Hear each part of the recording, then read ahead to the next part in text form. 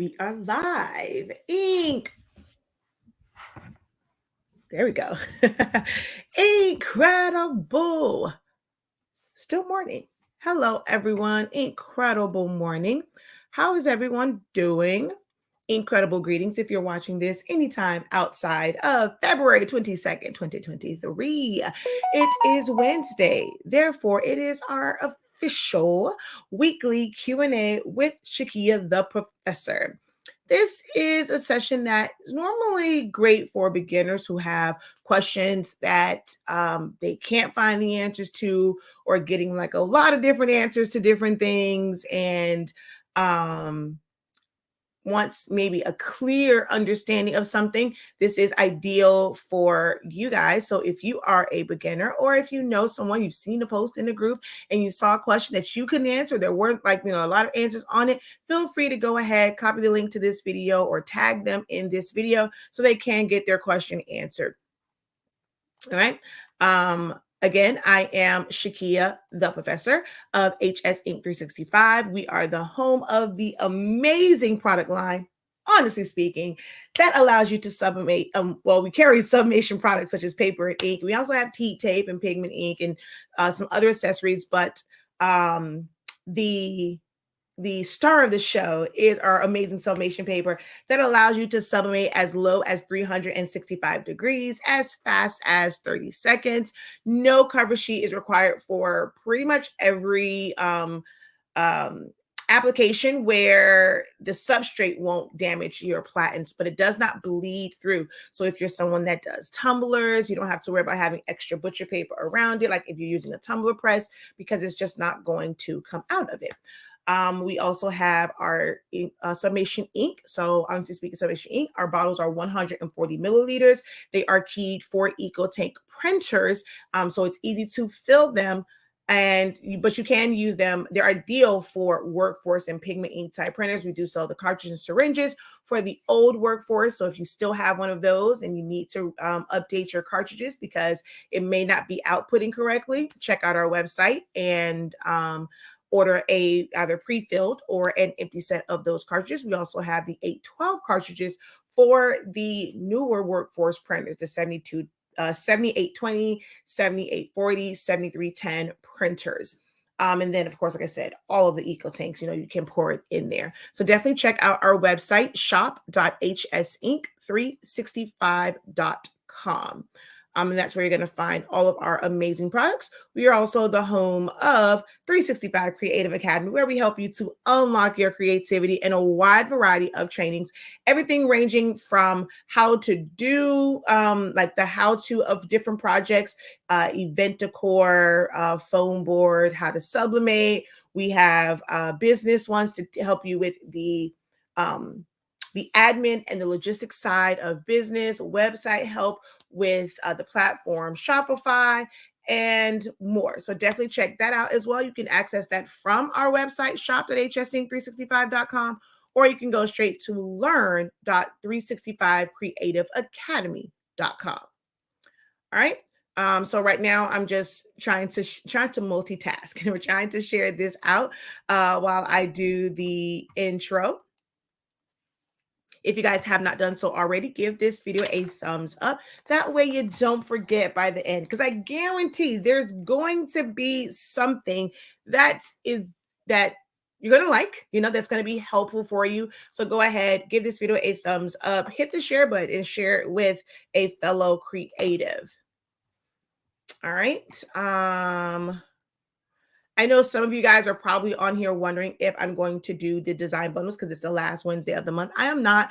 I'm not going to do those every single month. If there's not something that really, really jumps out at me, I'm not going to kind of do those every single month. And this month, I didn't find that there were a lot of files that I feel like my audience. I've gotten a pretty good handle of who my general audience is, and the things that were there. It's a lot of actually repeat things that are in this month's design bundles, and it just wasn't. It wasn't nothing. It wasn't anything exciting for me. But you can definitely check out the designbundles.net dollar deals, because it does happen at 12 noon Eastern Standard Time, and it will last for an hour. If you have the membership, you can take advantage of those deals for 24 hours.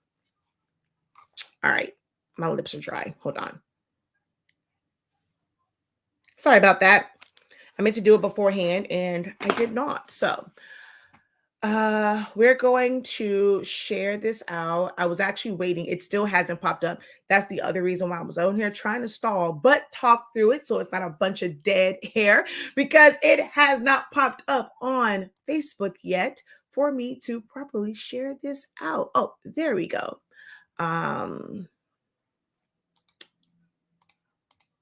So now we have that up. So let's go ahead and share that to a group.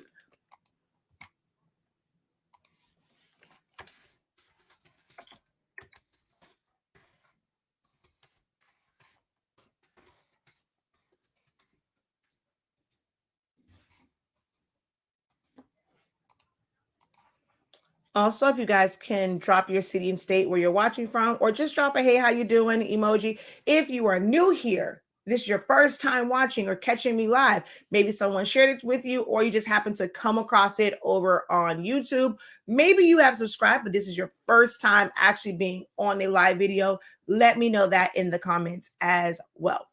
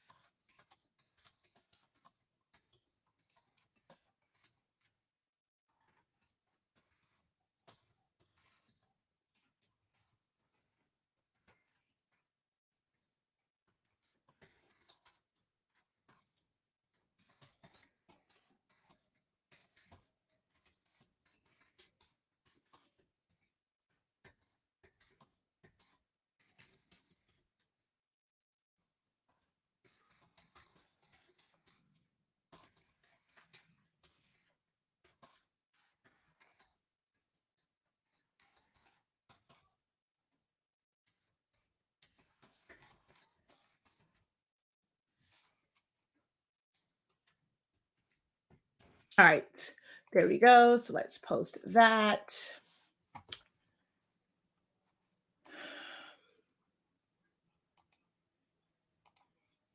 I just have to put it in my other groups, so post and group.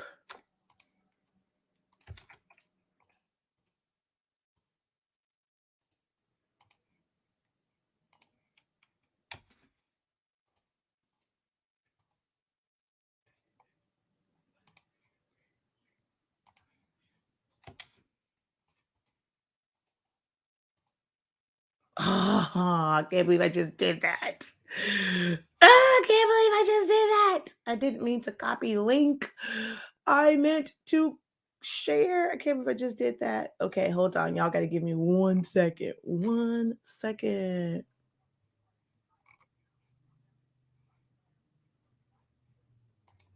I got to go back in and copy my caption. Because I made a mistake and hit copy link. Just bear with me. I know it takes a little minute to get this all shared out. All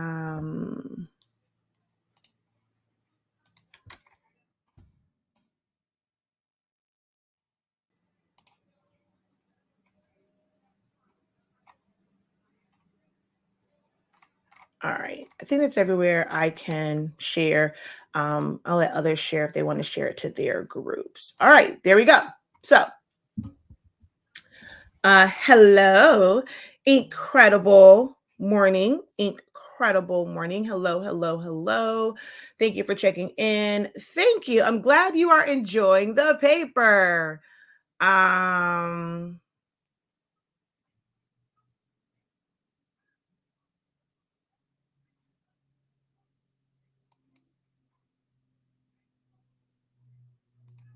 All right, we're going to go ahead and do that. I didn't see anything that I thought was worth it this month. Yeah, it really, I mean, I think the only thing maybe just for content purposes would be those sugar scrub. Is it called? I mean, sugar scrub. Uh, is it sugar skulls, I think is what it is. I think of Encanto when is it Encanto? No, not Encanto. What's the other one? Not that one, not Encanto. It was way before that. Gosh, why I can't think of the name of the movie. It's another, oh god, why I can't think of the name of the movie. It's not Encanto. It's the other one before that. Coco. There we go. I think of that movie with the sugar skulls, and they had tumbler wraps for those. Only thing that may have like tickled my fancy, but other than that, yeah, nothing really. Incredible morning, incredible morning. Hello, hello, incredible morning. All right, so get you guys to go ahead. We've got to get this help the algorithm out. So go ahead and hit share and like the video. We are going to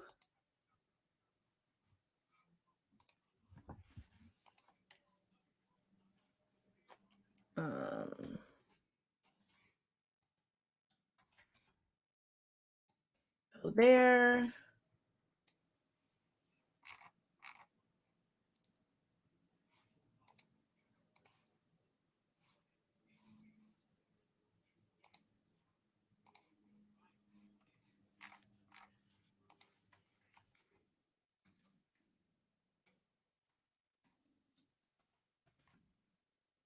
Okay, there we go.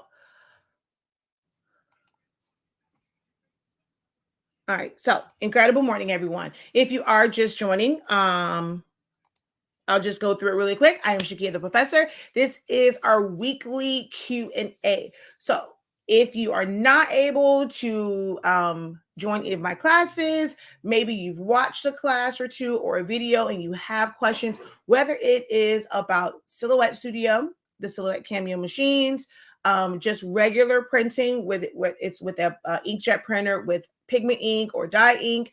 If you have questions about eco-solvent ink, if you have questions about sublimation, if you have questions about DTF, DTG, business, branding, marketing, websites, event planning, event decor,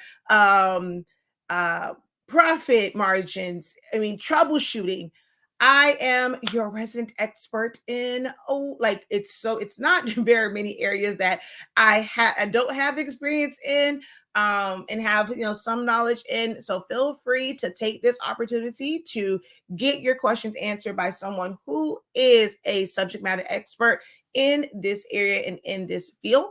I am an open book to an extent. There are certain things where I can't go, like we can't spend the whole session talking about one different thing. We like to try and do like a little quick fire and get a couple of questions in here or there on different topics. So if you want something that's more detailed and structured and it really expounds on that topic, check out our classes. We have a wide variety of classes. Okay.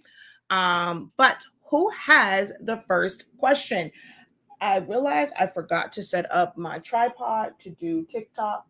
And I don't even see it because I took it off last night because we had Silhouette Cameo first cuts where we had that session last night. I have Photoshop in about an hour and some change. If you are interested in learning the essentials of Photoshop to help you with your design, if you use Silhouette Studio and you're ready to kind of move or like incorporate another program, definitely check out our Photoshop essentials. It basically breaks down to about $30 per session. We meet every single week at 1 p.m.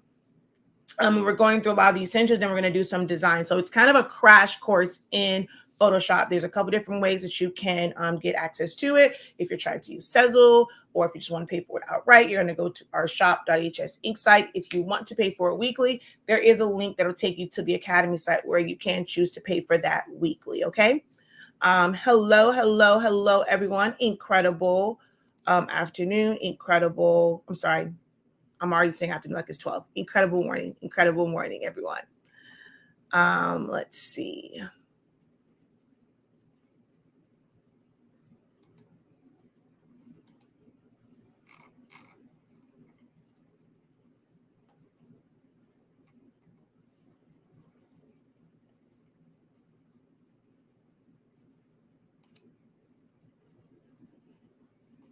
Hold on, I'm looking at something over here. Give me one moment.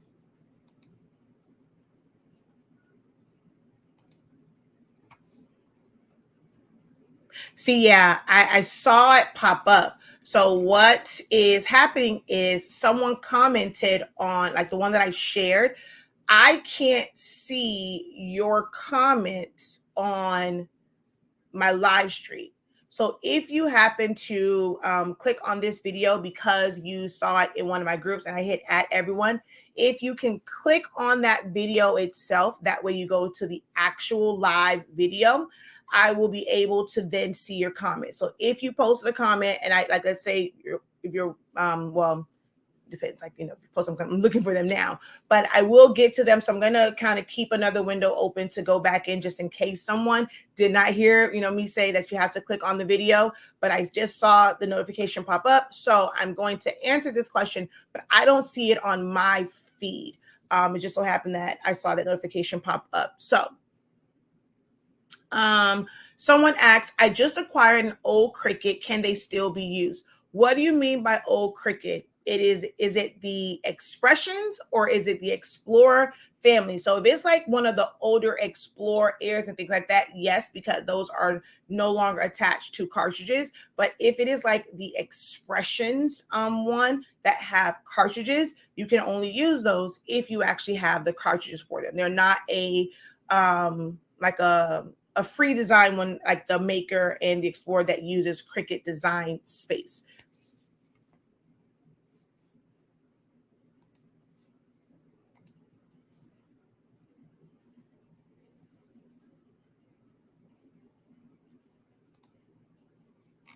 Okay, let's see.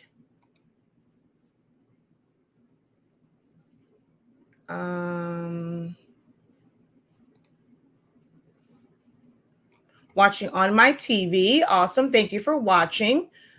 All right, I have to pull up.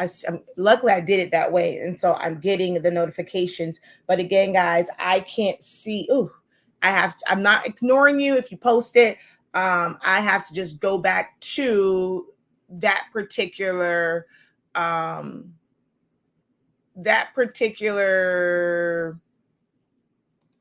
video so that I can actually that particular post so that I can actually see your comments because I shared it and it's just like a shared post. So I am not ignoring you guys. I promise I'm not ignoring you.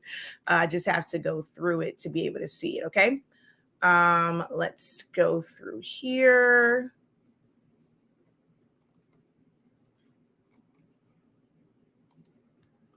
I have to find my post over here. All right.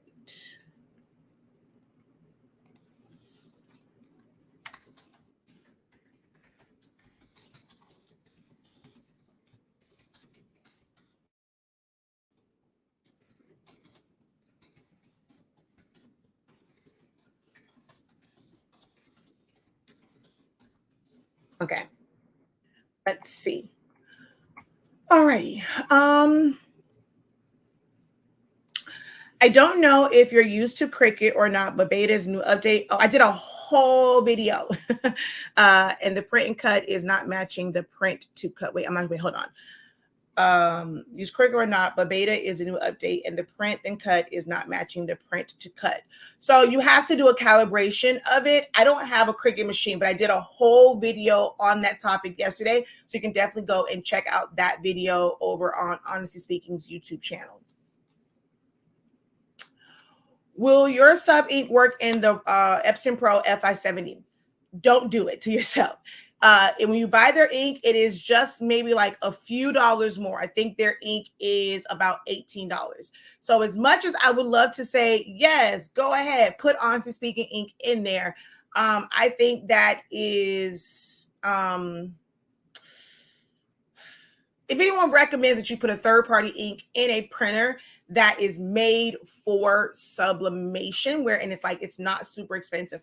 I know how people feel about like the Sawgrass, it's super expensive and things like that. I mean, you can put it in there. You may experience some color differences. I know for sure, like their black has a blue base or like a purplish base to it. Actually, more like a blue base to it. Ours has more of a, it's like a brown, like a reddish, it's not really purple, it's more like a reddish tone underbase to it. So it is going to be different. They have ink that is made to match their color profile, and it's not super expensive at all because you're not getting cartridges. It is just the bottles of ink. And they are about like $18 for 140 milliliters. So you can definitely use theirs. I mean, I can't say that I've ever put it in, I don't have one of those. And if I did get an F570, I would most likely use Epson's ink because it's made to match their ink. Taking ink out of any type of tank printer is not an easy feat. So putting our ink in there just to test it out and then putting theirs, like going back and forth, that would just be too much. So I cannot say that I've actually, experienced the colors or seen how it looks if you put honestly SpINKing ink in there, because I'm going to always say, for that, something like that, where it's meant to be a sub printer, go ahead and get their ink. What size paper do you use for fans? That is a loaded question because it really depends on the size that you're making it and how many that you're doing. So if I pretty much, for a lot of my grad fans and even just like I call it keepsake fans or occasion fans, I have like really two ranges, a small, and that is where it can basically fit as a print and cut onto 8.5 by 11 paper. But of course, if I'm doing multiples of them, I have a wide format printer. So I can use 11 by 17 or even 12 by 18 paper. So I'm going to put 2 on one sheet of 11 by 17 and just have those cut out. If I'm doing my larger one, I can do like a really, really big one and I can max it out to 11 by 17. And depending on the design, I can still make it pretty large, but kind of sort of fit 2 on there. But for my large ones, I try to max it out to 11 by 17 paper. If it's one of the designs that's really narrow, I kind of bring it down some because then it's just ridiculously huge. So I don't really have a set paper. It just depends on what the order is. And if I have a bunch of them, like I said, I try and put it on larger paper. Hello, incredible morning. They are not back in stock yet. We're hoping that they're here soon, but no, they're not back in stock yet.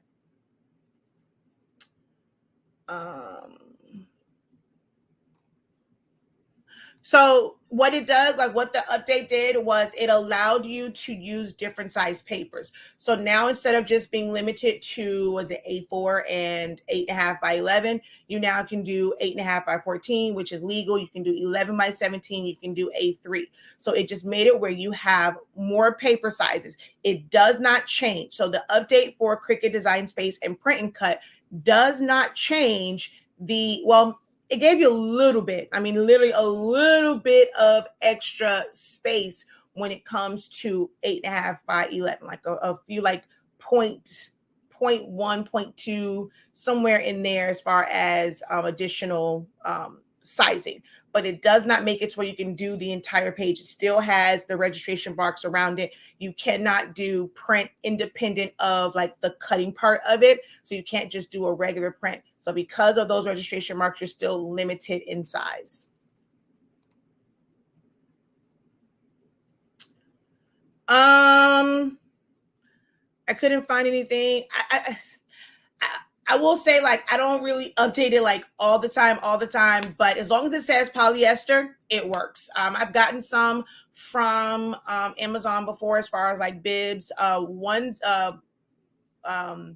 far as clothes, like the jumpsuits and things, I haven't gotten anything from there. I normally get them from either Johnson's Plastics or Jiffy. I haven't gotten any like clothing type deals. So I have blankets, I've gotten bibs, and some other items, and you just put in sublimation and then bibs. As long as it says it's polyester, it'll work. Wait, you text me about what, man? Okay, I'll check it afterwards. Good morning. How do you clean the rollers of the 7210? I clean all of my rollers pretty much the same way. I use disinfectant wipes such as Clorox wipes, Lysol, whether it's the Maker's Mark or, whichever one. And I just kind of put it underneath it and go back and forth. Now, The newer workforce printers are a little bit different because it has 2 rows of rollers. So try to use, I kind of have to use the method with the card because you got to have it really stiff to push it past both sets of rollers. So that one is a little bit harder to clean. But for the one that you're referring to, the 7210, which is the older workforce, I just take a little cloth, put it in there, and just go back and forth. I have a video on that. So if you search honestly SpINKing, SpINKing, and then clean rollers, that video will come up for the EcoTank printer, as well as a separate one for workforce. Now, if you don't want to do that,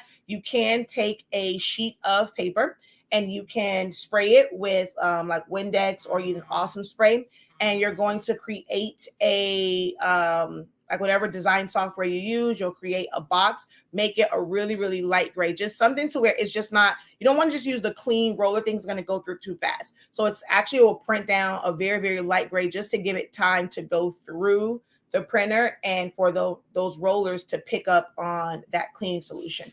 But I prefer to just use the Lysol wipe. The only reason why I did it the other way was when C18+9 hit. And I'm like, look, we can't be wasting disinfectant wipes when we got this whole pandemic going on. So I was trying to figure out other methods. But yeah, Lysol wipes definitely works. I just had to preserve them when the pandemic hit. So do you need a specific profile for your ink? I have an ET4700. It doesn't really. So I'm going to tell y'all now, take it as a grain of salt. Every company's going to tell you don't need a profile. You know, oh, you can use it. It's so many companies because they feel like it's easier to put the inks into EcoTank printers. And they're going to say things like, oh, it's formulated for EcoTank printers. That's damn near impossible because EcoTank printers use dye ink and Sublimation ink is closer to pigment ink. Because it uses a totally different type of ink, it doesn't really matter what color profile you use. You're going to have trouble getting certain colors to print correctly. It's going to be outside of the color gamut. This is why when you are designing yourself, color codes and color charts are so important so that you are able to match it based off of your printer and how it's printing out. But there really is no ICC profile or no color profile that I can really create. I can, but it's when you're doing those type of profiles, it's really built off of your monitor. If you don't have the monitor that I have, how you see it on your monitor, it's going to be a different output anyway.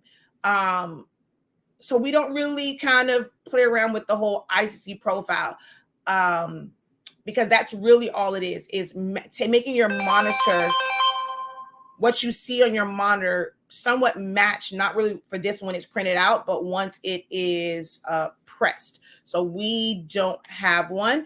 We just recommend that you use color charts, and for colors, like for things that are pre-made and pre-designed, hopefully they were designed correctly and they weren't designed in the software. As far as adding colors, I can design in Silhouette Studio, and if I'm adding colors, I'm using a color chart. I never use the color palette there because those colors are just all off. So if it was designed correctly, you can do small adjustments like adjust your magenta, cyan, or yellow, adjust your contrast and saturation. There is no universal setting for that. It is going to change depending on the colors that you're trying to accomplish when it comes to using EcoTank printers. If you've watched some of my videos, that is one of the reasons why I do not care for EcoTank printers, because the color range and the color gamut is way off with them because of the type of ink that they use.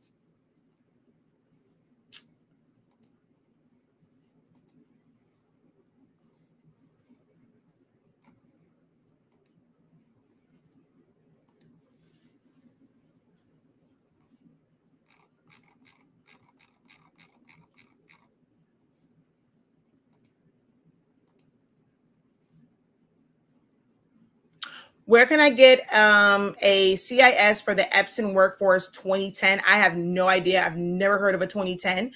So I would not be able to direct you or guide you into where you can get a continuous ink system for a 2010.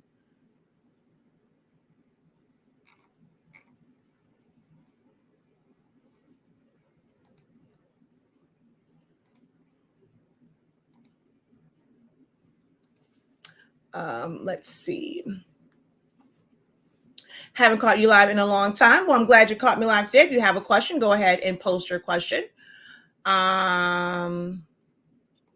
So it is a mock-up, but not like, I mean, if you're looking at like how people will do their mock-ups like in what's that thing called? Photoshop. So there is an overlay on it. As long as you have and you filled your design into that template, there's an overlay that goes over it. You can take a screen grab of that or save it as a JPEG.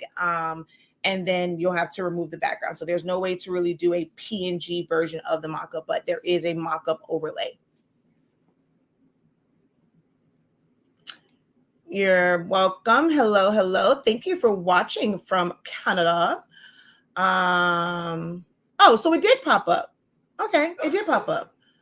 I am taking the TextFX class. Where would I direct my questions? You can either post it in the student union, so you do have access to that. You can also post questions on the video. That is, so whether you're watching the live stream one, you can post it there. It's better if you also put a timestamp on it.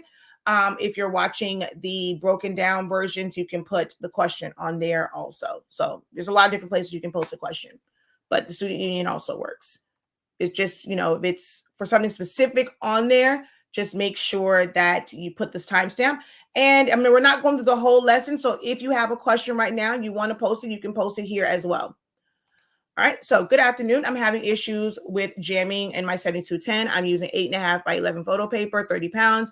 It has recently been jamming in both the tray and the back. So it might be to where your guides that pick up the paper have gone bad. Printers don't last forever. The mechanisms on the inside can go bad, especially if you're using like a workhorse, it's like continuous use.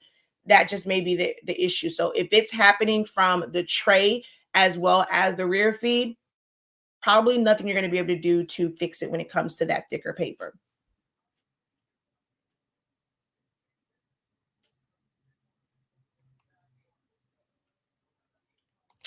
When looking for a larger cutter, which one would you recommend for paper and vinyl? So to be honest, when it comes to paper, right, even with the larger commercial cutters, they're not really designed like for paper, right? They don't sell them with mats. That is a craft cutter type deal. So like your Epson's, I'm not your Epson sheets. Where I get Epson from? Your Cameos, your Crickets, your Starcrafts, your Juliets, and things like that. They come with mats. The larger cutters don't come with mats. Unless you can find a really large mat, or maybe you can use like the Silhouette 24-inch mat with a larger cutting paper. You have to have if you want it to cut out completely, it has to have some sort of backing to it. Now you can do it like when you do die cuts with vinyl, and it'll basically put a perforated kind of line around. It's like really, really small, and then you can just kind of like pop them out. So if you're wanting to do it that way, just have to set it up where it's going to still leave like little bridges and little connectors so that it doesn't completely fall out of the machine as it's like it's going around, it's cutting. Also, it needs to be something where it is like one piece. Remember, if you don't have any back and you don't have anything that's stuck to as you're cutting that out, like those little pieces can basically just fall out. So you're not going to have it where it's going to be like you can just transfer it to something. Most larger cutters, it's used for cutting things that have a backing, whether it's vinyl, HTV, or adhesive vinyl, maybe even like sticker papers. But you'll still, if you want to do paper, you're still going to have to use one of the cutting mats, whether it is a branded one like Silhouette, Cricut, or even the third-party ones or white label brands of mats. I have a US cutter, which is, it's okay. You have GraphTech. There's quite a few of them. I wanted a particular brand before. I was about to say their name, but I'm not going to say it because their customer service is not A1, and a lot of people said they were having issues with that company. But the GraphTech one, US Cutter has a lot of great ones. And check out Swing Design. Check out who else has them. So Swing Design has some. I can't think right now the other places. US Cutter, of course. Check them out for the cutters that they have. ASSIST it stands for Continuous Ink System, and it's basically that third-party tank. So instead of using, it still uses, it's like a cartridge on the inside. I don't have them here. I actually end up getting rid of them because I got tired of talking about, because it's not something I really recommend. You can have a lot of issues with them because they can backflow. The only purpose it serves for a lot of people is not having to constantly take the cartridges out to refill them. They will take like a whole bottle of ink and put it in the continuous ink like tanks. They sit to the outside, and then you have like tubes that go in. You have like a little clamp. You have to put a little piece where the sensor is to make sure that your top is closed, because it's always going to sit open because the tubes come like over the top of it and go inside. And they have little cards, like little reservoirs that sit on the inside. And people always think that it's just continuous ink, but those chips on there have to still be reset. So when you're using that, it's still going to go down, whatever. Only difference is you can click, like it's a little button on it. You can literally push it as long as you have the battery to, and it will reset it to full. It's no different than using cartridges and using your chip resetter. It just has the chip resetter built into it where you just hit a button. I'm just not a big fan of it because it can backflow and you can end up having more issues with having breaks in your print heads because of the backflow of air. I'm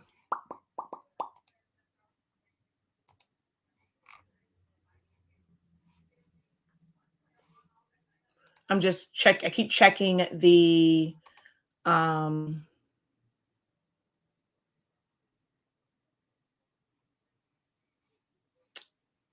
good morning. Missed the comment on cleaning rollers. Search, honestly speaking, clean rollers. Cleaning your rollers is something that you're supposed to do continuously. You should be doing that continuously. Depending on if I'm doing a lot of printing, I can clean my rollers several times in a day if I was doing a lot of print jobs. Sometimes it's several times a week. Sometimes it's only one time in the week, depending on the colors. So this is not okay, clean the rollers and then you're done type situation. You're going to have to clean your rollers on the regular.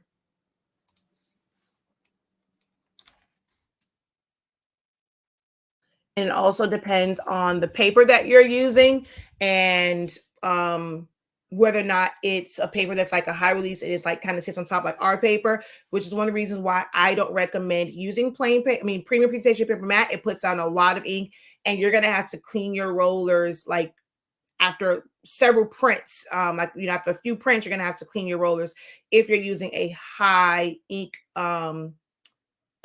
consumption. If you're someone that's doing the DTF, the Sublimation DTF hack, you're going to have to clean your rollers often if you're switching between the film and paper, because the film is designed to not absorb the ink so that it stays wet and you can put the adhesion powder on the back. So if you're someone that's going between the two, you need to be cleaning your rollers often, because when you go from that film back to the paper, you're going to get the pinwheel marks.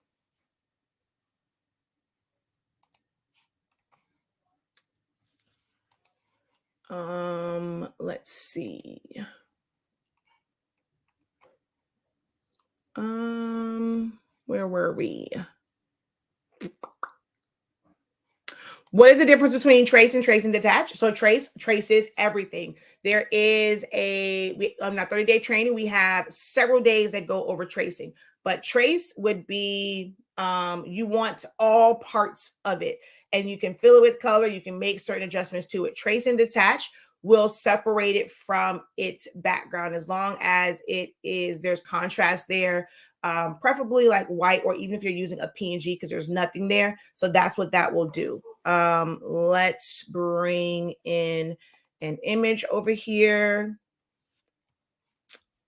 What time is it? Okay, I got to keep track of time because I have Photoshop at 1 o'clock. If you guys are interested in learning Photoshop, be sure to visit our website, shop.hsink365.com, and check out the Photoshop Essentials course or training that is going on right now live. You're able to attend the live sessions, ask questions, and you get unlimited access to the playbacks for the lifetime of our website. Let's see.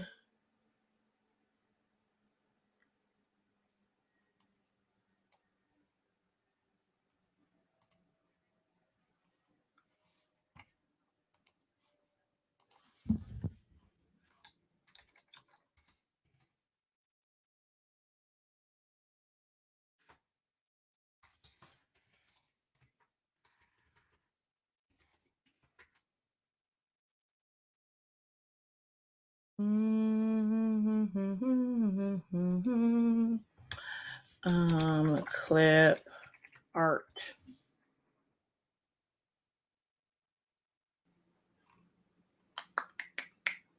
Ooh, this is actually a really good, well, I can't really do it with that one, but this might be a better example of the two. So let's go paste on that one. And then let me grab this one.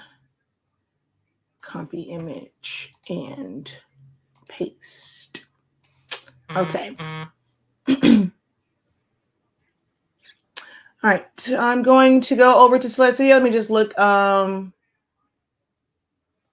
Yes, it means continuous ink system, but I've never heard of 2010.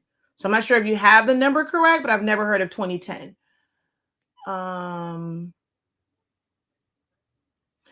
I have a design to input in Select Studio Business Edition. It has white pieces that I need to take out. So you're going to do a trace, and then you would let me look for one of those as well, where you can take out the middle.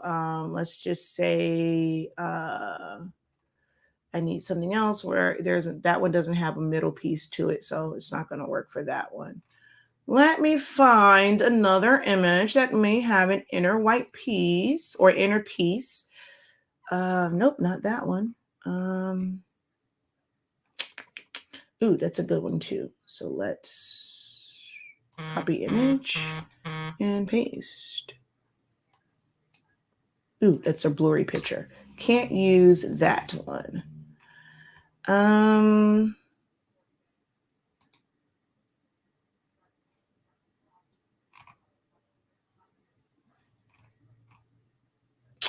looking for something that has an inner piece, which is basically, you're basically end up doing a double trace on it.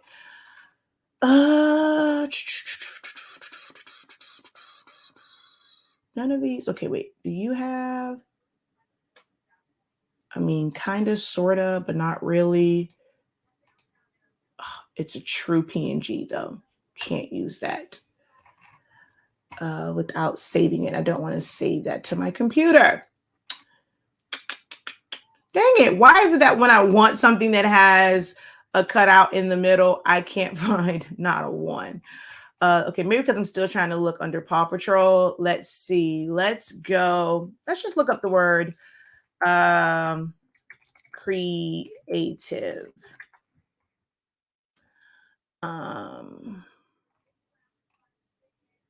Let's just look up the word creative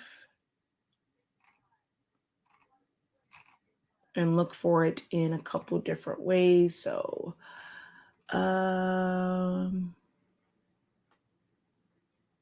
okay, perfect. Here is a word that says creative. Copy image and paste. So we got a couple different things here. Uh-oh, wrong one. Let's see.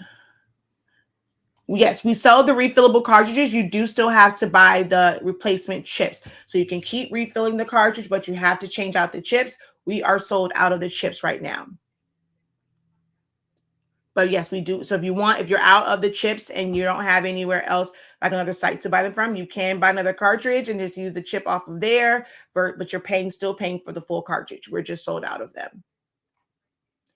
I don't plan to do it. I don't plan to do those every single month. One, I feel like I'm enabling you guys to get a bunch of stuff that you really don't need just because I'm saying how they can be used and you really have no intentions of using them that way. So even though it's $1, if you're spending $5, $10 every single month and you're never using them, that's a waste. And I didn't really find anything that was interesting to me. So yeah, I'm not doing anything for the designbundles.net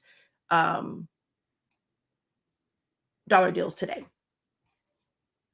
Okay, let's go ahead and present screen, share screen.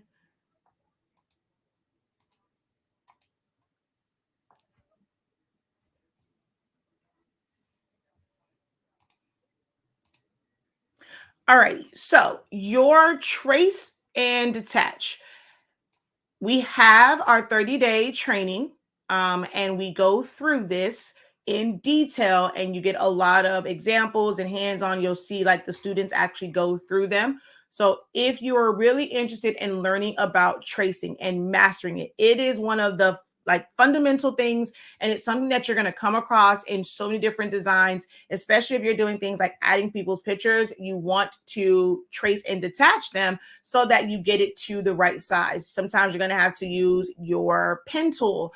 Not pen tool, I'm saying it from because I have Photoshop today. You have to use your edit points to refine the way that trace comes out.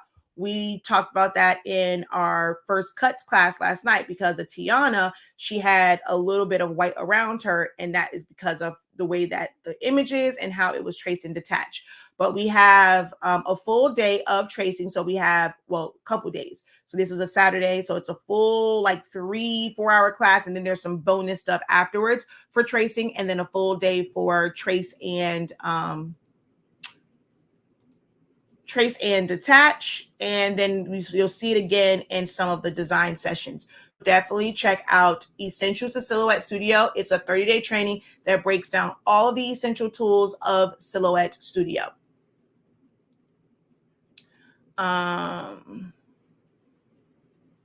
Would it be better to learn Photoshop than Silhouette? No, like, so my students are learning that, especially in the foundations of designing training, they are learning that they have their, like, each one has different benefits. When we were doing the text editing, you have to use a vector-based software like Silhouette Studio or Illustrator. Now, if you're talking Silhouette Studio or Illustrator, there are similarities, and then there's things that are different. Photoshop and Silhouette are not really the same type of design software. But as they are learning in the foundations of designing training, is they both serve a purpose. And there's actually several people who were only Silhouette Studio that they're now getting Photoshop because they can see the benefits of having both. So I'm not going to say one is better than the other. There are things that are just easier to do in Silhouette Studio. And then there are certain features like blend modes, erasing, layer styles, and things like that. Like much better warping that you can do in Photoshop and Illustrator and programs like that. All right. So I got these two because essentially their head kind of sort of looks the same. This is something where people always say, oh, is there an SVG of this? Unless you're going to draw, like, manually, whether it's, you put it on something and you kind of like old school and you trace it, and then you trace it in Silhouette Studio to vectorize this. This is an image that can never be an SVG. It can never be an SVG. Repeat after me. An image like this with all of the shadowing and the colors are blending together can never be an SVG because of how it's made. SVGs have defined paths. They're filled with solid colors. This can never be that. So this is something that you would do as a trace and detach. Now, it can have a vector mask or vector outline so that you can cut it with a machine and cut around the outline, but you won't be able to change, like, well, you can change it, but you have to create a mask over it. But as far as like changing the colors on this and things like that. So this is something where you would do a trace and detach. A trace and detach basically just searches the outer edges. If it's something in the middle, that is not considered an outer edge. You're going to still have to do the same technique to remove white or remove the inner parts. So you're going to go select trace area. We're going to put our box around it. You're going to take your threshold up until all the edges have yellow on the edge. So like here, it would search in here, and that's not going to be a good trace. So you just want to take this up until there is yellow touching all of the edges. See, I'm still missing some here, so we're going to take that up some more. Have to end up going all the way up to 100. And then we're just going to hit trace and detach. This is going to be a fuzzy trace or like a fuzzy cut because of the way his fur is. So it's something where you would have to go in and be a little bit more detailed with your edit points if you wanted it to be right up on it. So now I'm going to click here. It was invisible, but if I click on it and if I fill it with color, see, that's what we removed. But right here, you can see there's no piece there. If I double click, I have edit points all the way around. I don't have edit points in here. And what you can also see is how the edit points come to the outside because there are transparent pixels that are feathering out. So it's not right up to the edge of his fur or to like just to the image. So if you were to do a print and cut with this and you're printing it on white paper, this is a white that you cannot avoid. People say, oh, something's wrong with my print and cut, I'm getting white, but it's the way that you actually traced it or you designed the file. So sometimes it's not that your cuts are off, it's just the way your image is. And this is one you'd have to go in and manually clean up, but I'm not going to do that. So for this part right here, you're going to notice it's going to be the exact same steps. So I'm going to do another trace. And I'm going to increase my threshold on that. I'm going to do a regular trace. This creates a shape. It doesn't just remove it, it creates a shape. So I'm going to fill that shape in with color. I'm going to release compound path, hold down shift, click on that middle section to deselect it, delete the box. I just hit delete on my keyboard, select the image and that trace piece, go over to modify and subtract. Now I have edit points in here and that will cut as well. Now, looking at these two, this is kind of the same like with the other one.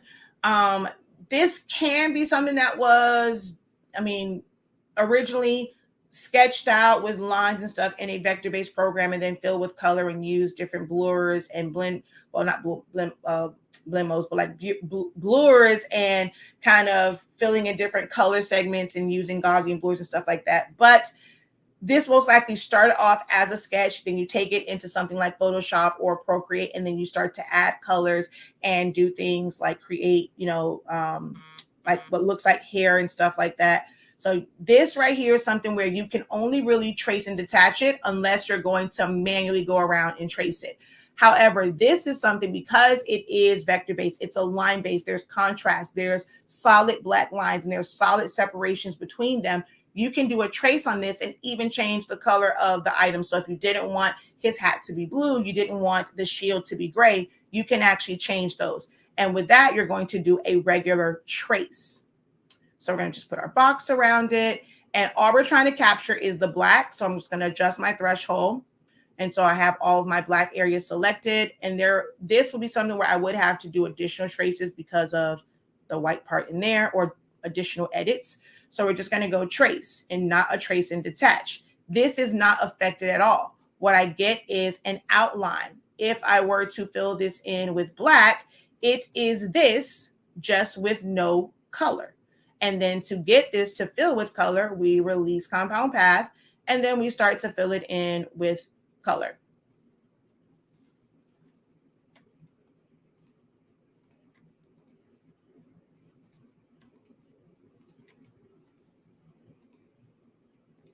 And so here I can make his hat whatever color I want it to be. I can make his shield a different color.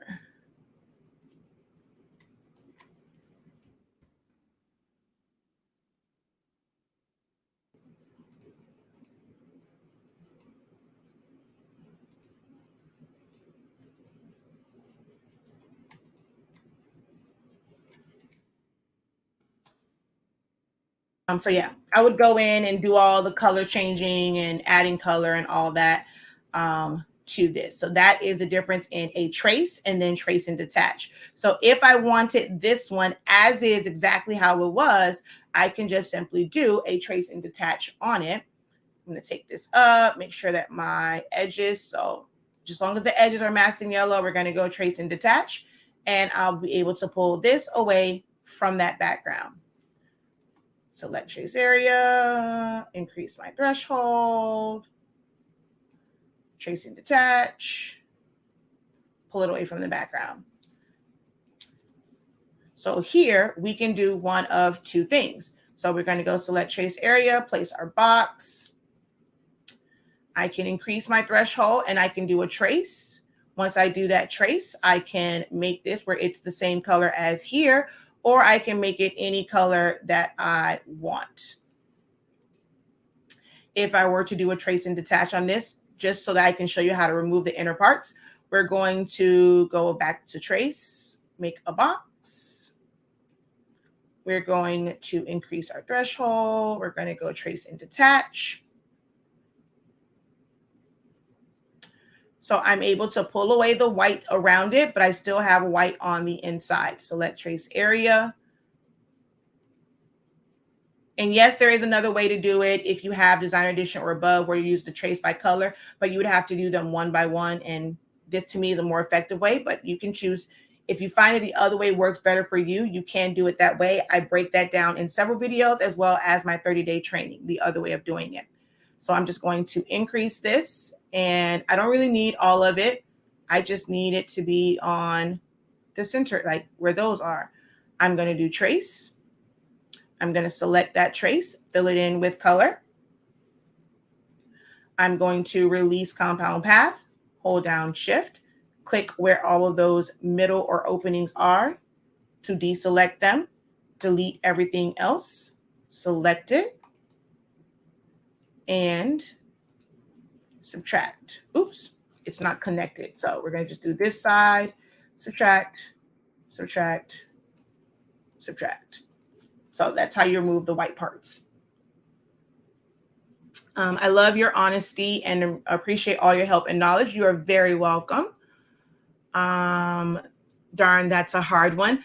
Silhouette Studio is a great software to learn, and there's a lot that you can do with it. Like once you know how to use it, there's a lot that you can do. It's just that you're going to bring in, I mean, even in Photoshop, really, if you're not someone that's creating all of those tiny things, you're still going to bring in a lot of elements and bring in JPEGs and PNGs and things like that. And then you can just accent it and change different colors, or, you know, add brush strokes or add different effects, but you're still bringing in images. You still have to download, you know, purchase and download text or get free text.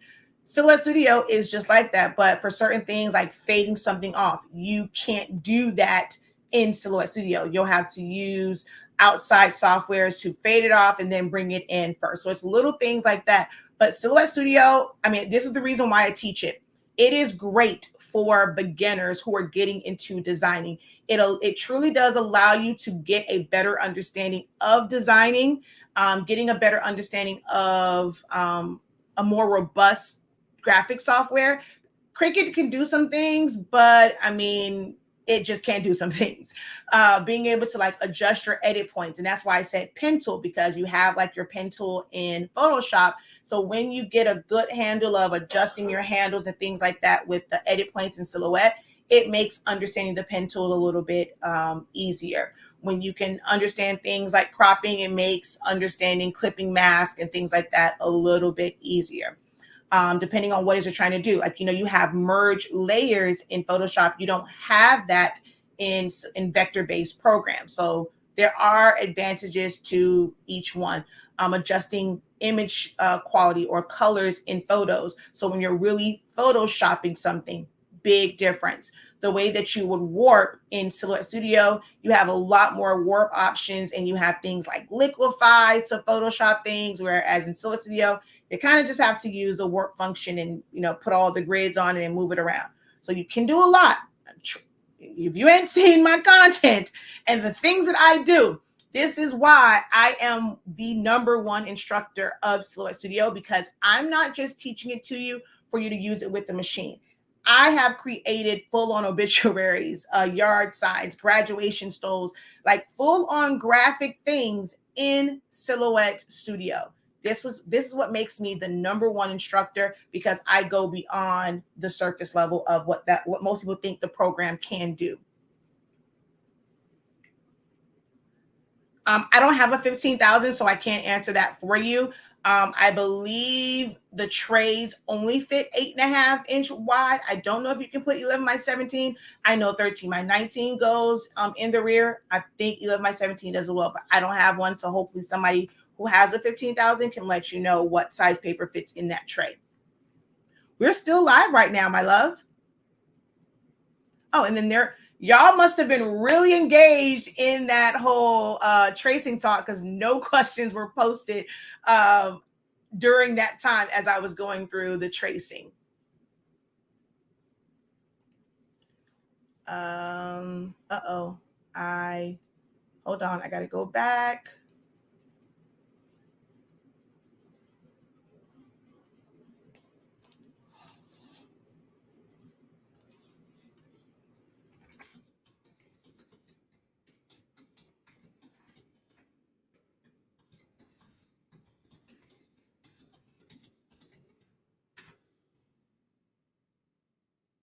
Let's see. Thank you for the follow. Someone just followed me. Thank you so much for the follow. Don't forget to like, follow, turn your bell to all so that you're notified whenever I go live.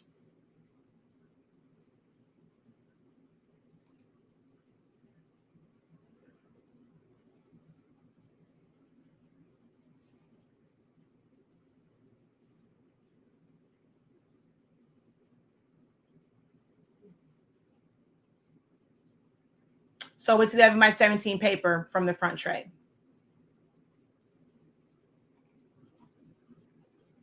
Which is the same way their newer ones are. Like with my old workforce, I can do 13 by 19 in the front tray. With a lot of, like pretty much with all of their newer printers, the tray only does 11 by 17. On the workforce 7820, 7840, 7310, C7000, 11 by 17 in the front tray, and you have to do 13-inch wide from the rear feet. So it's like, it seems like from the 15,000 they started doing that, where it only allows 11 by 17 in the trays.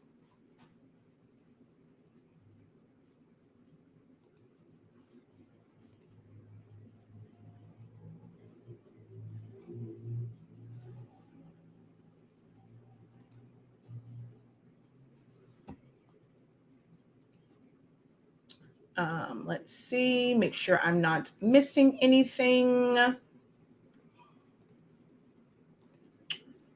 Just going through the comments on the group post.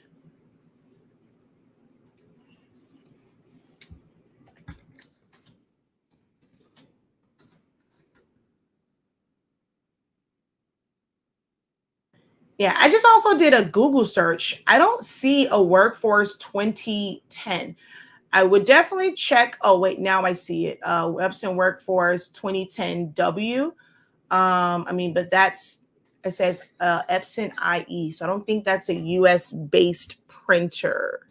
Yeah, I don't think that's a US based printer, because the website says Epson IE.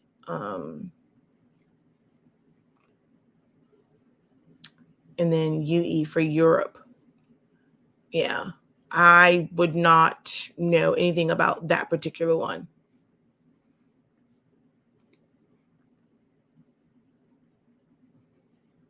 I won't. All right, so does not seem like there are any other questions for today. We're right at about an hour.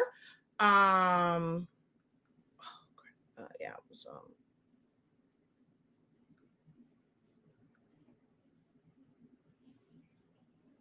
hold on.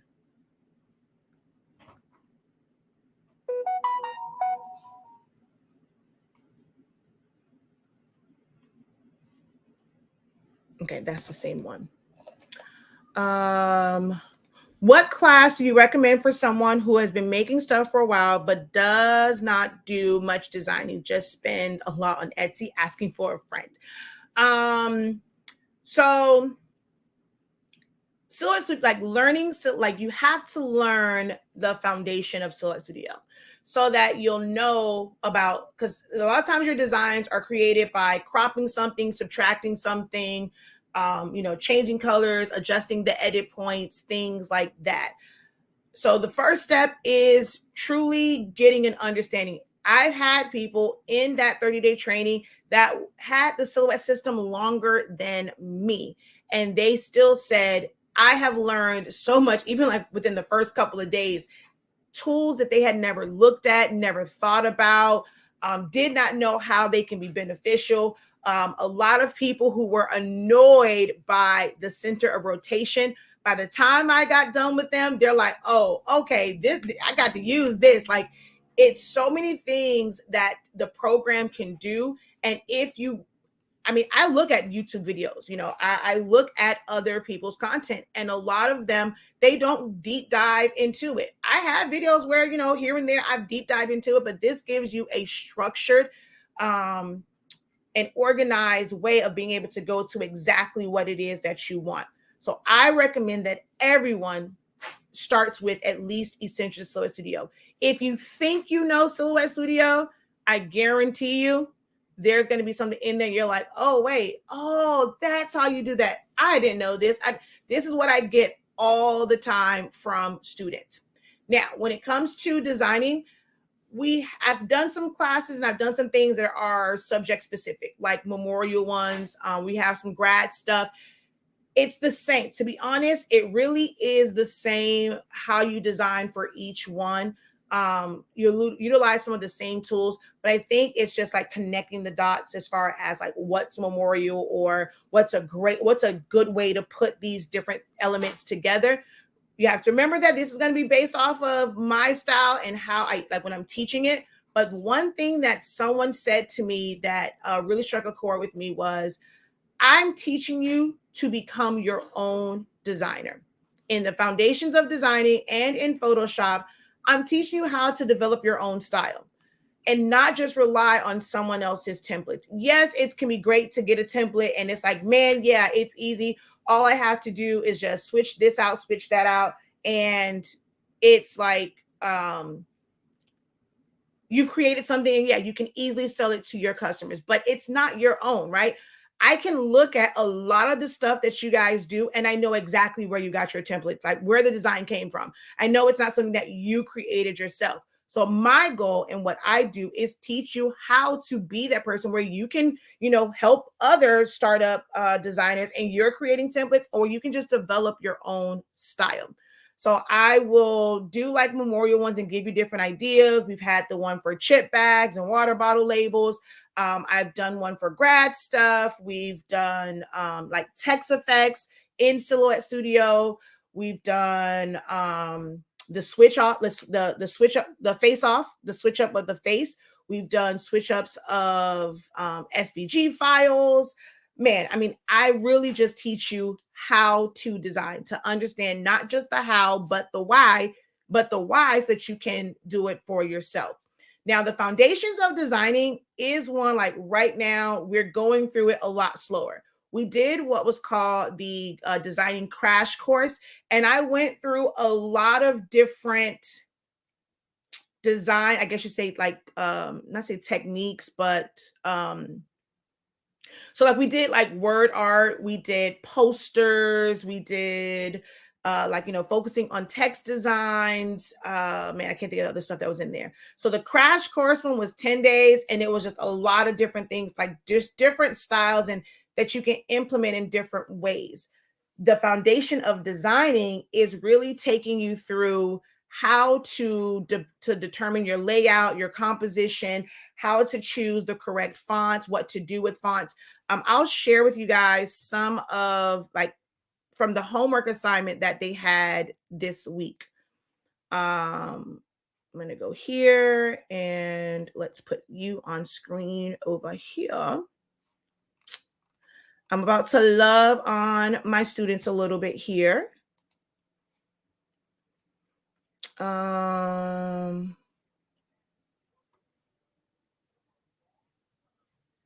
What does it super chat do for me? So when you go and you send it in, it's a like a monetary thank you. we get 70% of it and YouTube gets 30. So if you would like to, you can always send it to our Cash App. It is in the link of this video. It is HSINK365 if you want to do it that way. There's also the Zelle number, which I think might be incorrect. Someone said it wasn't working, but if you want to send it to me directly, you can always use those methods to say thank you. And I appreciate you for even asking about that. Thank you so very much for that.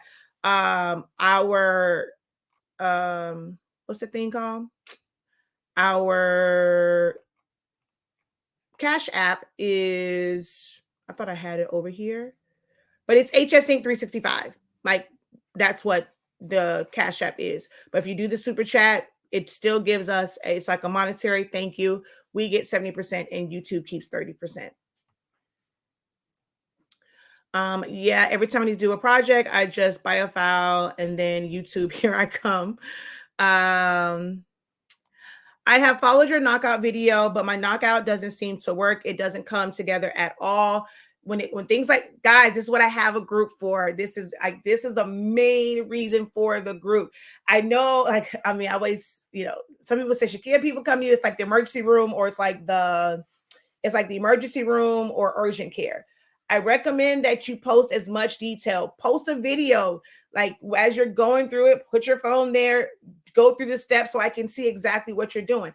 I won't be able to pinpoint where the issue might be if I don't see what you're doing. If you don't explain what it is, like what your desired outcome is. You can always book a quick help session if you prefer to do it one-on-one and be able to ask the questions. Ask me the questions directly and see it done, and I can watch you do it and give you feedback on it. You can always book a help session, or you can post a detailed video, and then I can go and say, okay, hey, it's this section you forgot to do X, Y, and Z. I answer so many times on there before I'll recommend that you actually book a one-on-one session. Yes, it is definitely a lot to learn. If you're thinking that you're going to come into this and you're going to learn all this in a couple of weeks, a couple of months, I've been doing this for years. I look back at some of my old designs and I'm like, it was great for back then, but with the knowledge that I have now and the experience that I have now, I can tell that those were in my beginning stages of it. I am going to be 42 this year. I first got introduced to graphic designing when I forget which part of the year was in. So I either 16 or 17. I just know that it was my 11th grade year. We're talking years and years and years and years and just studying it. For me, a lot of it was self-taught, but that's because I was doing this well before I wanted to start a business. I didn't get into graphic designing just to do it for a business. I spent a lot of time just creating things that really made no sense whatsoever. And that is one of the things that I encourage my students in the creative design. I told them, just start with your name. This does not have to be for any specific order or like project. Start with your name. Oftentimes you don't create things for yourself. So I'm going to go ahead and share here. So I end up giving a font, and the task was to create your name in a bunch of different layouts. Some of them took it, even further to add a lot of color to it. You're going to see some that put different gradients on it. Some people use different text effects, using some offsetting. This is, this had a center to it. So even little things like that, like how to make the fonts look different. So if you look at Tamika here, and then you're looking at this one, the fact that the center of the O is missing. She connected the M and the N, connecting the K, mixing uppercase with lowercase, putting offsets. So the M became the L right here. And then on this one, she made the I connect with the L. We have a mixture of uppercase and lowercase letters here. We have a mixture of colors here and offsets. And then this was a different one. And you can see where we're adding different offsets. And this is something I encourage them to do, is have the same exact file. Like, we're not changing anything on it. And all you're doing is looking at it in a different light with different colors. So some of these have 2 colors. This one has 3 colors. Then we have some gradients. this is what you're going to do and what you need to do, and you need to do it repetitively. So this gave her practice 2, 4, 6, 8 different times. I recommend 10. Like I do my cheerleaders, we repeat stuff 10 times, and you have to do it correctly 10 times before we can move on. That's what I do with my cheerleaders. So she just went through this practice and tried it out in different colors. Just made duplicates and tried it out in different ones. So now we're looking at this again. We remember she had the name over here, right? So going through all of these different layouts to come to this one. And now what can we do to make this stand out? So we're adding different patterns. We're doing different colors. We have a mixture of things on this one. Oh, I really like this one. I mean, it's just creative in having, the M go into the L for the Lachey part.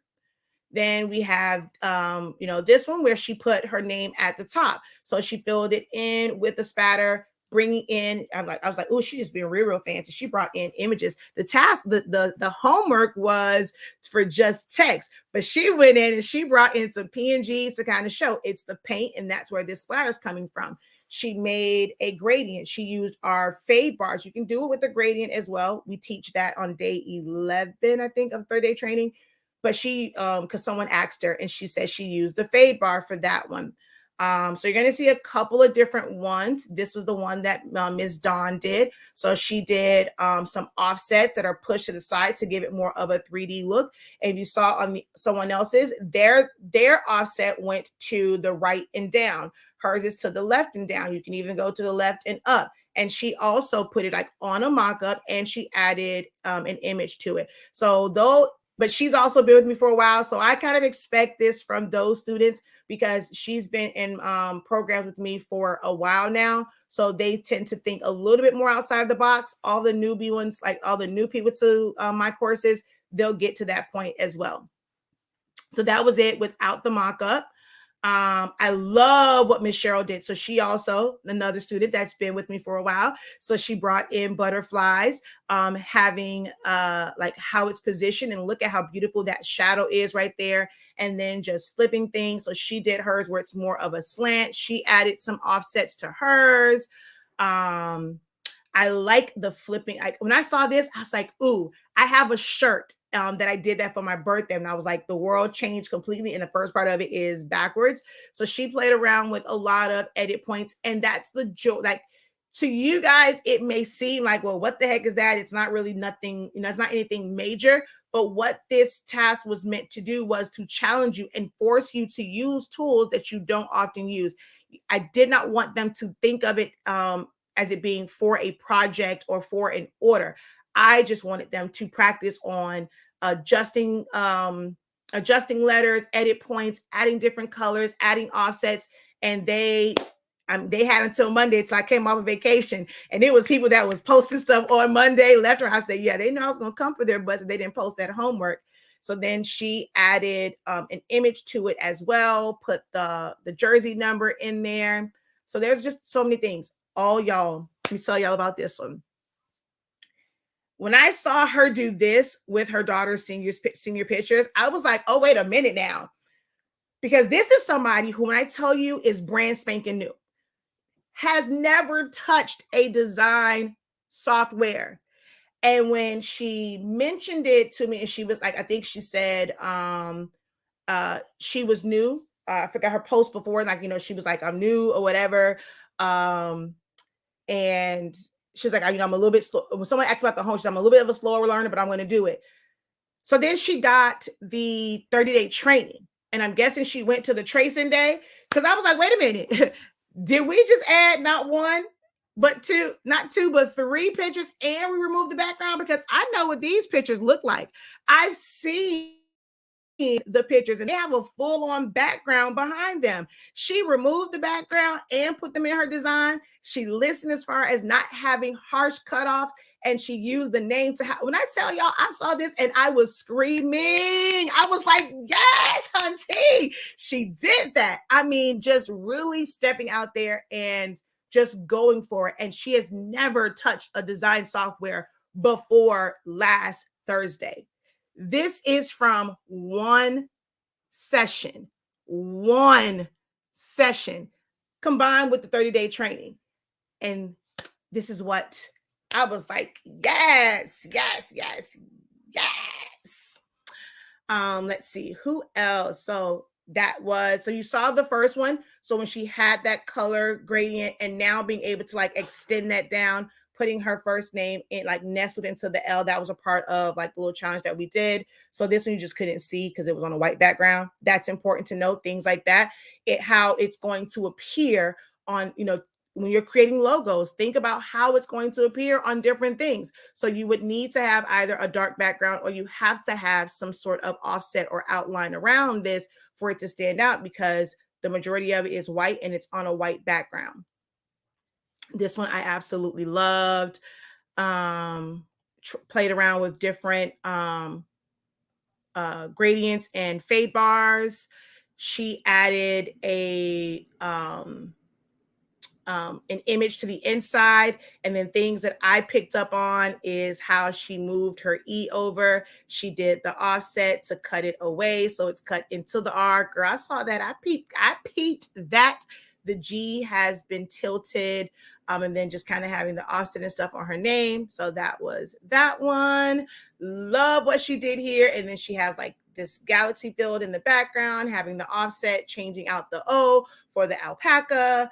And then we talked about negative space and how to fill them in. So I'm going through this and I am like cheesing. I was on vacation and I was cheesing because I'm literally seeing everything from that one class come together, where it's like offsetting things, not feeling like you have to have things completely lined up every time. So the way that she put the name to the right and the name of the company to the left, and then utilizing different shapes for the negative space, I was like, ooh, yes.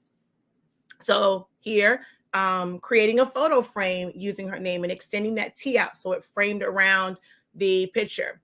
And not worrying about the colors, if they match or not. It's just trying out the technique, okay?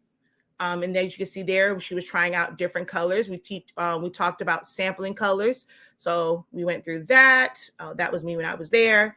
So she has, this is someone who took text effects. I can always tell which classes that people are pulling from. So the fact that we did this in session 2 of Foundations of Designing, but I'm seeing elements from other classes, because I see the circle here that was a crop, and then I'm seeing the what's that thing? The fade bar on top. So it is a combination of what we did in class, because it's the font that was the base font, but then seeing text effects. So this, I say that to say that all of these classes come together and they play a part in how you learn to design for yourself. I'm not sure if you guys have noticed, but all of these are the exact same font, yet not one looks the same. Not one looks the same. And they're all the same exact font. Same exact font. But this is the power of learning how to design for yourself and making it your own.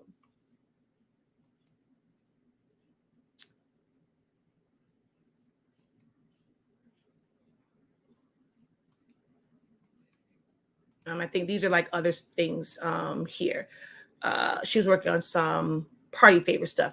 I don't know. I think that was because based off when the class was, that should be the last one. Yep. So that's that. Let's see.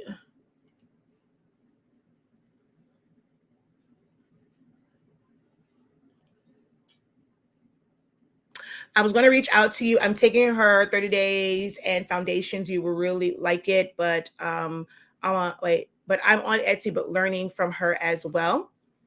There's still things that you may have to get from Etsy, like base or foundational images, and then you can make it your own. Because if you're not someone that can draw and color in, maybe, like those Divine Digital Diva babies, you'll get that and then you'll mix and match them. You can even change the color of, I did a class called the Switch Up, and we changed out the colors of like different parts of their clothing. You can then add it with text. You can learn how to make it into a chip bag template, a water bottle template, be able to put it on a shirt for a gender reveal or baby shower or something like that. So there's still going to be some elements that you're going to have to buy, but you don't have to buy full on designs, especially if it's just text. You can learn to create those text designs yourself with whatever fonts you have in your arsenal, or just go download a new font from Creative Fabrica. I'm stuck with my Cameo 24-inch and can never get it to print and cut to work. So I've been wasting so much paper doing things in Cricut. So we did have first cuts. I did explain to them that, I mean, I can't really show like where to line things up. I'm not sure if you're trying to still use your big 24-inch mat or if you're using your 12-inch mat. One of the things that they learned in class yesterday is that even with the silhouette mats, that it can be off a little bit. So I had them calibrate or set up their silhouette mats specifically for a print and cut, because it really does matter where the printer is reading those marks. So I'm not sure if you can see, but where that black line is, where you would typically line your paper up, but where it actually, where the system cut it at, it's not on that line. It actually comes up. And then with the tracking, this part is over more. So I do it with my Cricut mats because they don't line up. But for really good print and cuts, I recommend you doing it with your silhouette mats or any mats that you use, because it helps you identify exactly where the printer is reading those marks and where it's detecting the edge of the paper at. Hi, when I purchased files from Design Bundles, I found that the files took too much room on my computer. How do you save room from your computer? I use a WD My Cloud, so I use an external cloud. So whether you are using your own external hard drive, if you get an in-house cloud like WD My Cloud, or if you end up getting a cloud-based service like Dropbox, OneDrive, or Google Drive, that's where I recommend that you store those files at. Yes, I'm looking at the class now. Okay, I will do a video and post it, then perhaps book a 101, but I'm in Cali and we have a 3-hour time difference. It's okay. I've done late. Depends on, hopefully it's not too late. I know it's a 3-hour difference. Not sure like what time you get off, or if a Saturday would be better. I prefer not to do like the 9 o'clock sessions my time. I prefer to be ending around that time, but we can definitely work something out.